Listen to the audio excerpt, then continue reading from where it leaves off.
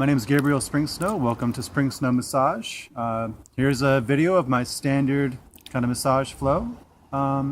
Feel free to comment below if you have any questions, and do my best to answer them. Cheers. Hello and welcome. Here's my lovely model, draping, warming up the oil in my hands. Nice slow connection to begin with. Just kind of applying the oil. I usually kind of check out and see which shoulder and sides are dominant, and just kind of gauge that for my awareness. Just from a different angle. So most of the pressure is in my right fist right now. Just kind of going down the laminal groove on her right spine. She was right side dominant. Kind of putting quite a bit of pressure on the lower trapezius. That's where a lot of people are pretty tight. Again, just a different angle. It's that, what I call a knuckle drag down the laminal groove. I start at kind of the top angle of the scapula, kind of where most people get their sore neck stuff from. I find it wise not to put too much downward pressure there, though. Don't want to compress the neck too much, in this position at least. I usually do most of that work face up.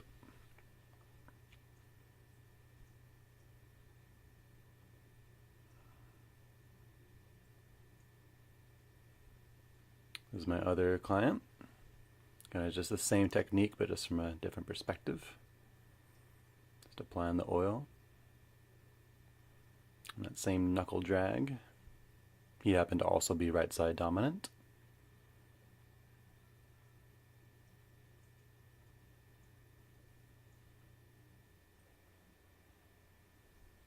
Again, that lower trapezius is a common muscle that gets recruited for compensating for a lot of people's rounded shoulder postures. So I like to address it nice and diligently. From the dominant shoulder side, I usually hop over to the opposite hip.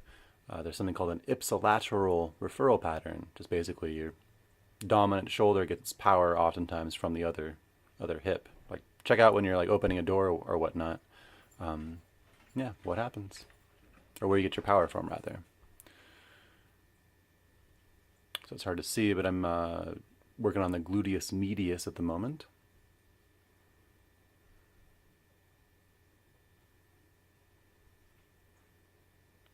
It's usually pretty tender on most folk. I start pretty gingerly, and kind of, as the tissues get warmed up, try to target like the gluteus minimus and such, which is a little bit deeper. But if it's too sore on folks, I don't go that deep. It really just kind of depends on the individual's kind of tissue health. It's kind of hard to see again, but I do a very gentle jostling. So here I'm kind of doing that same, in this case, elbow drag down, or up that laminal groove, starting at the base of the spine, progressing all the way up to just below that top angle of the scapula.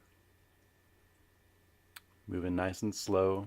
I like to be very mindful of people's breath pace at this point. If I'm using a lot of pressure, I just have folks kind of, focus on their breath again. It's usually the first thing to go.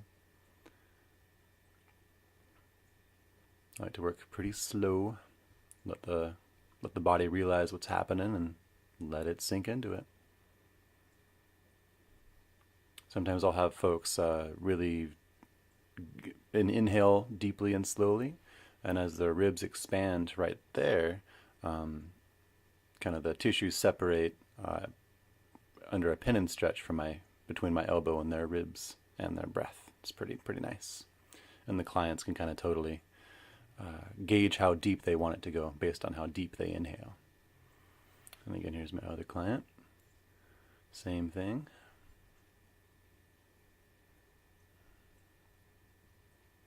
And I'm using a fair amount of body weight here. Say, I will get a scale out at some point, but I'd say 40, 50 pounds easily. That can be tapered up or down as per the client's needs or wants.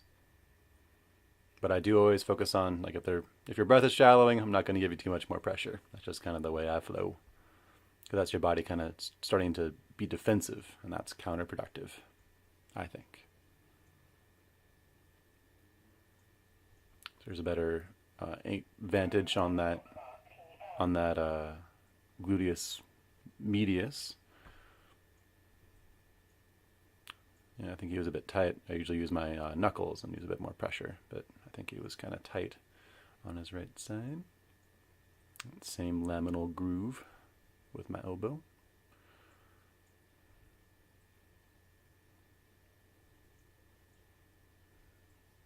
I like to have my other fist kind of on the table, just to have, total control, be able to,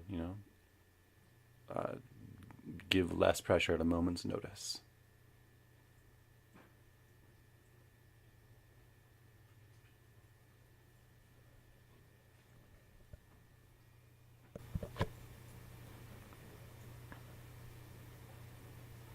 It's a different angle.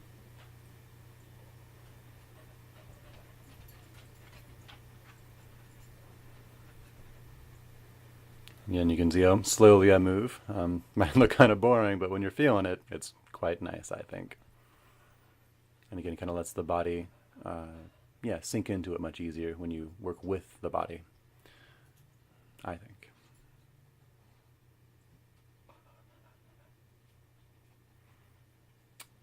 Yeah, work on the arms next, typically.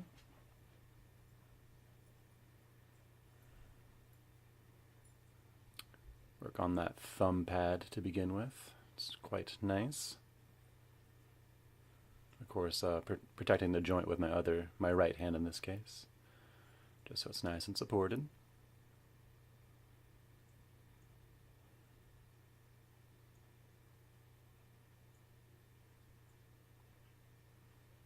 Kind of skipped over it, but I do work on the forearm as well. This is usually pretty tender on a lot of folks. Kind of the posterior deltoid moving into middle trapezius, and then the latissimus attachment. It's kind of in that armpit area. Yeah, it's pretty tender on a lot of folk.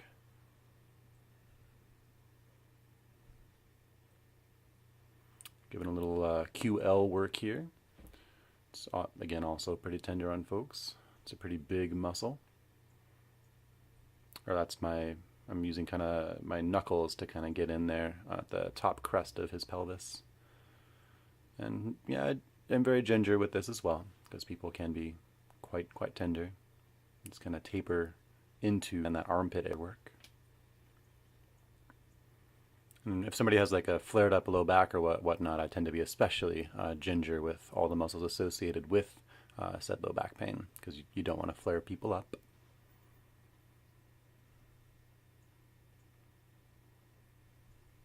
And it's hard to see, but I'm kind of, oscillating my pressure, kind of think like an ocean wave, basically, just with crests and dips. Just kind of lets people relax that much more. And I often, or will pretty much always come back to that dominant shoulder and use a bit more specific. I'm using my thumbs in this case, after all the tissues are warmed up. I'm getting real deep in there. There's some deep, smaller muscles that connect from kind of your mid-spine all the way up to the base of your skull. And thumbs are a great way to get to those in this position.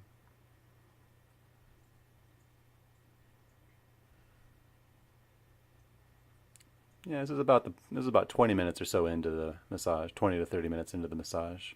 And most folks are usually pretty drifty at this point.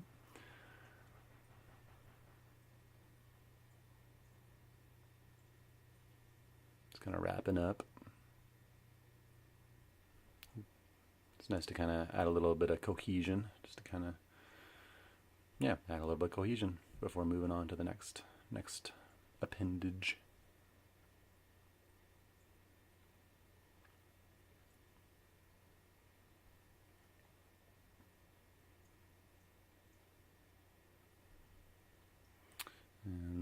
drape.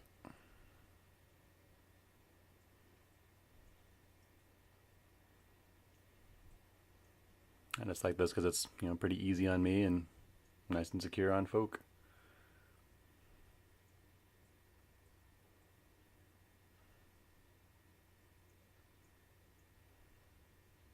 Yep, folks are draped the entire time, as per Washington state law.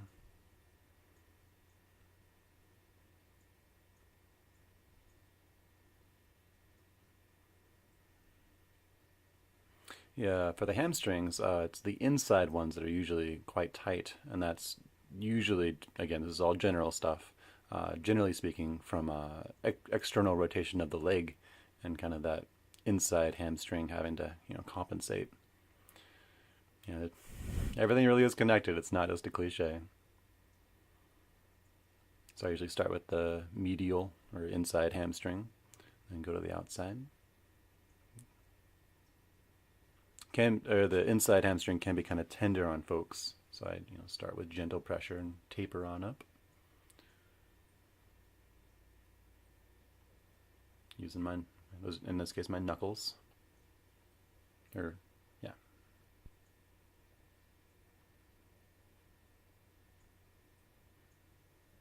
And with most of my movements, I'm always doing kind of a really gentle kind of ocean wave oscillation thing. I just find it is really helpful in sedating people's nervous systems, just letting them drift off that much quicker, or just relax them that much quicker. I find that people are in a relaxed state, their muscles melt more easily. So I came down to the calf here.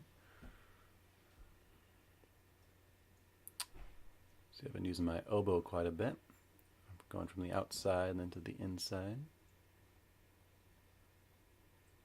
Or the gastrocnemius, what most people think of as their calf, it's kind of like bisected by a bunch of fascial tissue. So I usually work on each of those sides respectively. Nice knuckle drag with towards the feet.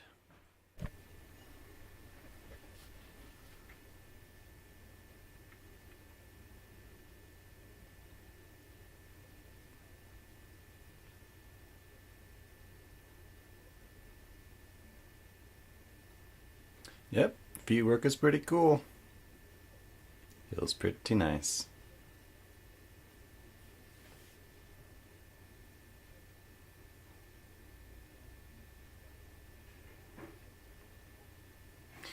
And I'm doing a little bit of a rotation with my fist. It grabs the fascia quite nicely. Just kind of closing up with this leg. A little bit of thumb work, excuse me. Kind of work on the longitudinal arch. It's kind of the thing that gives your foot its bounce in your step or gait. Yep, closing up.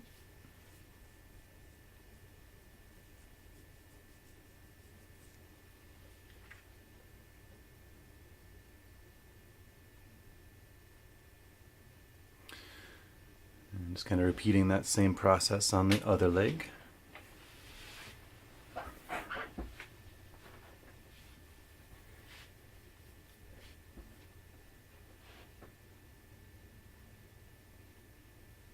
Nice secure drape. Yeah, I've been using jojoba oil. I like that quite a bit. It's kind of, from what I can research and such, kind of the best oil you can get. It's as close to our skin's natural oil as is possible to get. Quite good. Just kind of warming up this leg. Again, starting on that medial hamstring. Pretty light pressure on that calf, but then kind of getting into a little bit deeper in the hamstring. It's nice to kind of start at the top-ish for circulation. Kind of that's how your venous system works. It's nice to open things up closer to the heart and then kind of work further away from the heart, just because that helps out your circulatory system. Excuse me.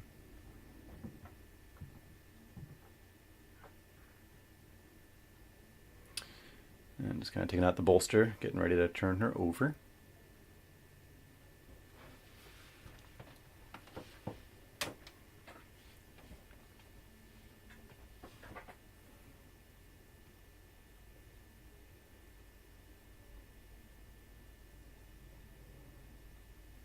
Just kind of instructing her what to do. And my legs are bracing the sheets and my hands are got the other side, so it doesn't really matter which way the client turns. I got it covered.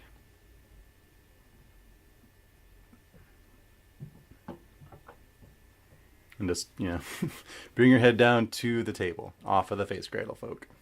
That's something, I mean, you're often in a very relaxed state at this point, so I'm happy to repeat my instructions, but it's just kind of funny how many folks stay up at the headrest, to me at least.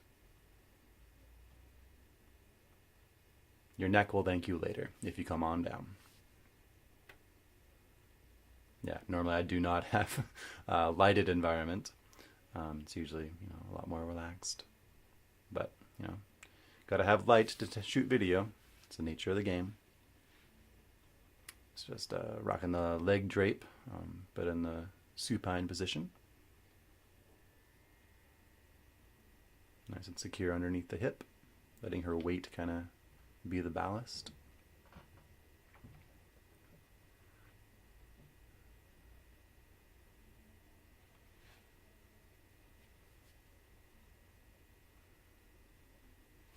And I usually focus on the IT band first, starting at the knee and going up to the top of the hip. Yeah, I use a little bit broader pressure here. There is a tendency for kind of, if you use specific pressure to kind of roll over the quad muscles. Oh, her leg was a little bit externally rotated, so I readjusted it. So it just kind of takes a bit of time to refine your technique so that you don't roll over the the rectus femoris and vastus lateralis. Just same strokes, just a different angle. Kind of stopping just below that superior attachment.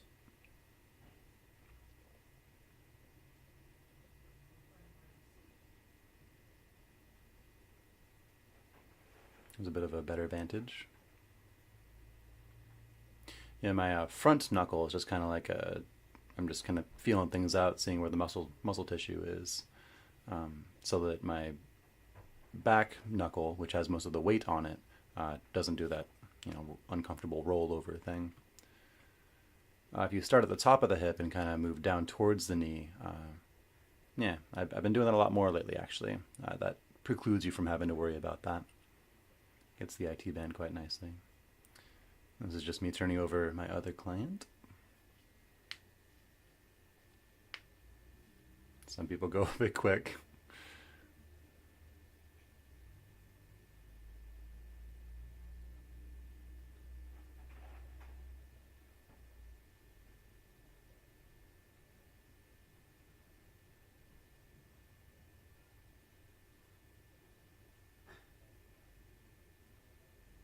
And the bolster is nice because it kind of decreases the muscle length of the quads and the belly a little bit. And that can take just that, little amount of pressure off of the central low back that some folks feel. Or that's the rationale, at least. Yeah, so the area I'm working on right now is actually pretty darn tight on pretty much everybody. It's kind of where the pectoralis major meets the anterior deltoid.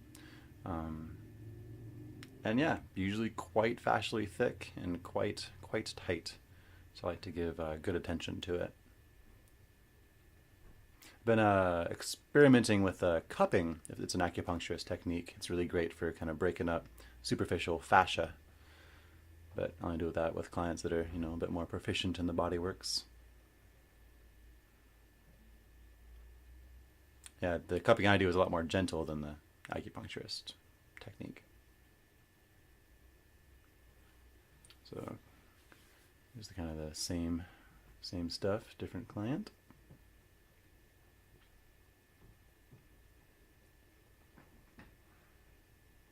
Would you believe me if I said that the only place your shoulder is attached to your skeleton is right at the middle of your clavicle? Because that's true. All the rest is all soft tissue.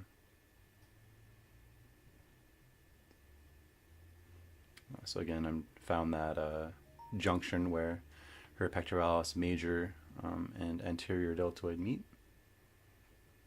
I think I'm working on the subclavius as well, or just muscles that are right underneath your clavicle. And yeah, doing a little gentle knuckle drag on the biceps, the lateral or outside bicep fascia. That's more for distraction, in all honesty, just to kind of get people to not fixate so much. This can be an area where people guard quite a bit, hence the distraction.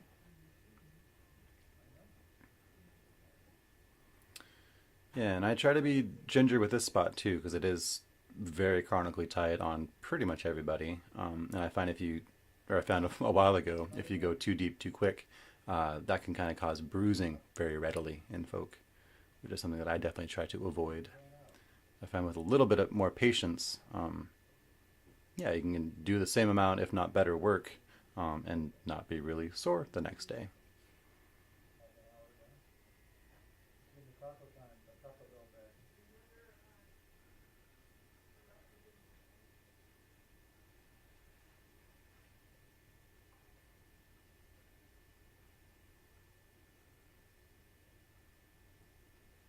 I guess she was kind of tight.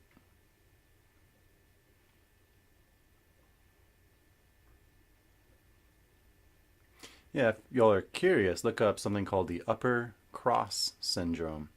And it might be kind of illuminating. Kind of the pec minor and some other muscles are very involved in just a common postural pattern that, very commonly causes like neck pain and jaw pain and things like that. It's super common. So I often just kind of, as a simple thing, just tell people to stretch their pecs as a recourse to do the opposite of the upper cross, of what is the upper cross syndrome. If left untreated, it can lead to things like thoracic outlet syndrome and things like that, or like, tingly fingers and such.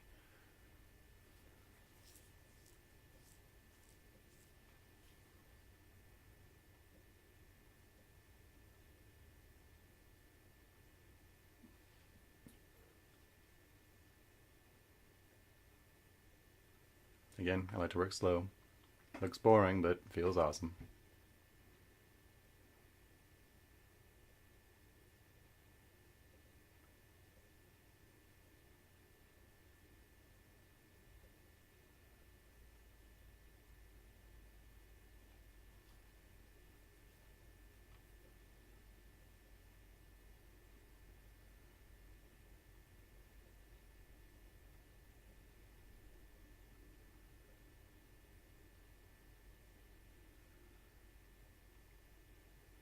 Just kind of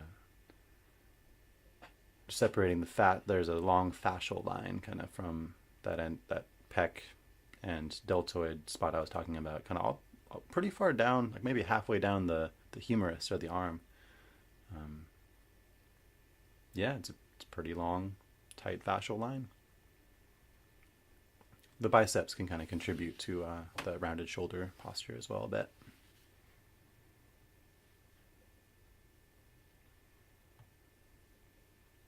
Yeah, sometimes I'll do this and kind of do the same, like that pin and stretch, just like I did on the lower trapezius on the back. Like I'll do a knuckle drag down the bicep and kind of use their elbow to, pin and then stretch the muscle.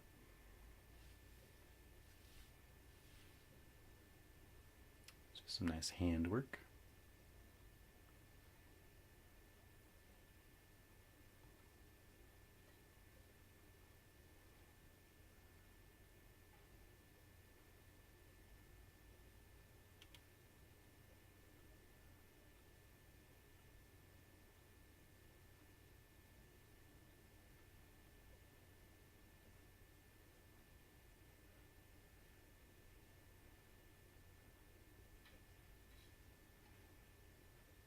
Yeah, this is that pin and stretch I was talking about.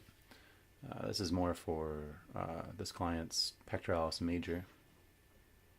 He was quite tight, if I recall correctly.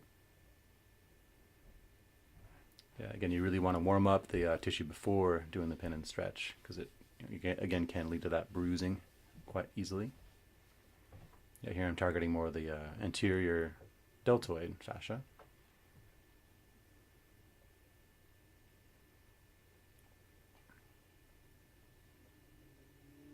And progressing on down. Yeah, with some of that fascial work, I've had a lot of clients report like, well, in certain spots, like their breath capacity is increased by like a third, or things like that. It can be pretty profound. Yeah, somewhat common. Sometimes people can have kind of twisted like pelvises or rib cages, like they're just kind of like a little bit twisted to the left or to the right. And sometimes a contributing factor is fascial thickening or tightness. So I don't know, I've enjoyed de-patterning that in the past, and again, people can really enjoy the benefits of it, like being able to breathe deep versus not.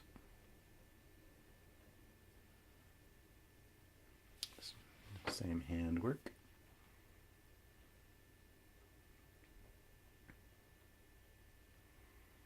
And the finale, the old neck work.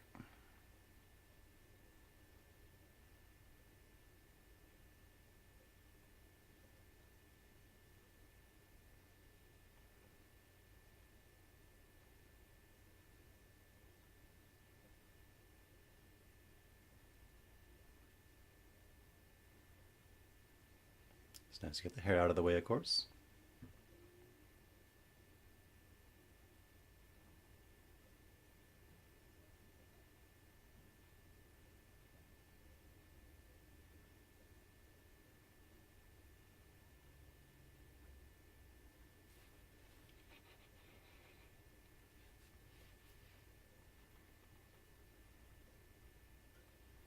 This is where I get that levator scapulae, or that top angle of the scapula, quite well. I can kind of totally use people's body weights to, get in there nice and deep.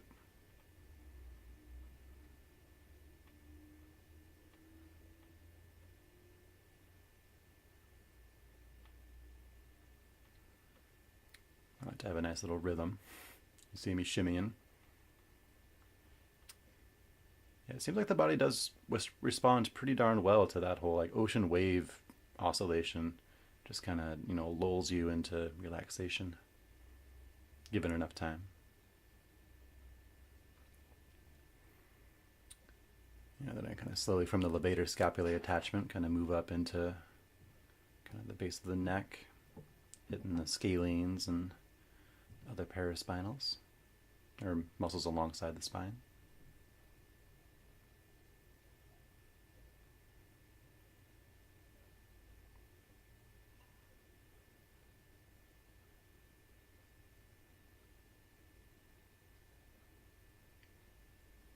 Yeah, for most people, there's a marked difference from the right to left side. For most people, they're right side dominant, of course. And you can definitely feel that, like especially in the levator scapulae and the right pecs, typically. So try to, give ample attention to them. Then it's interesting, on the left-hand side, in the base of the skull, there can often be a similar amount of tension. It's just like it hops over, or the tension hops over. Again, this is general, but it's a common pattern I notice.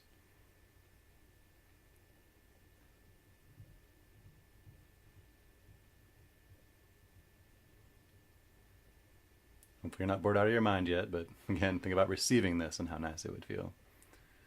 At this point, people are pretty out there, pretty relaxed. Time has no meaning very often. It's often a very ethereal headspace.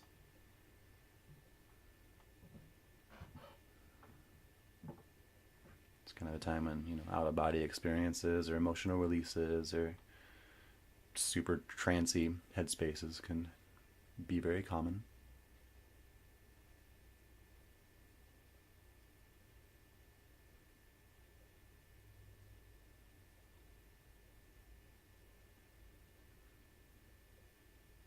Yeah, I get pretty trancy myself quite often. At this point, it's kind of like meditation for me.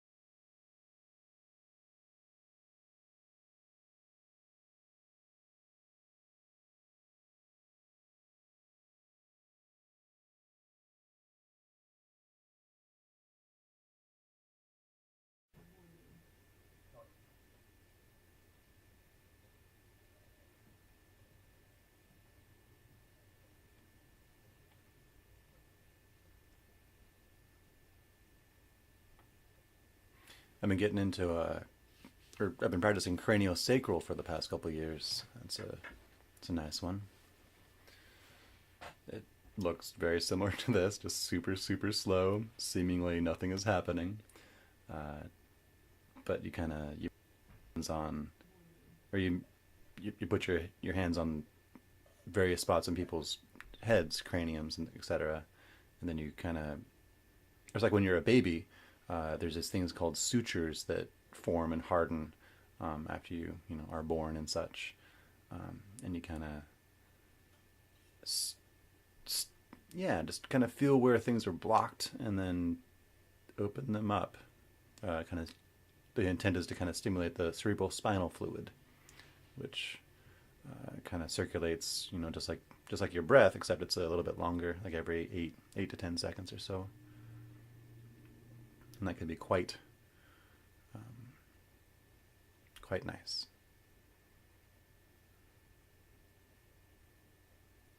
And I'm working on her right suboccipitals at the moment, kind of at the base of her skull. A lot of those muscles contribute to a lot of headache stuff, tension headaches.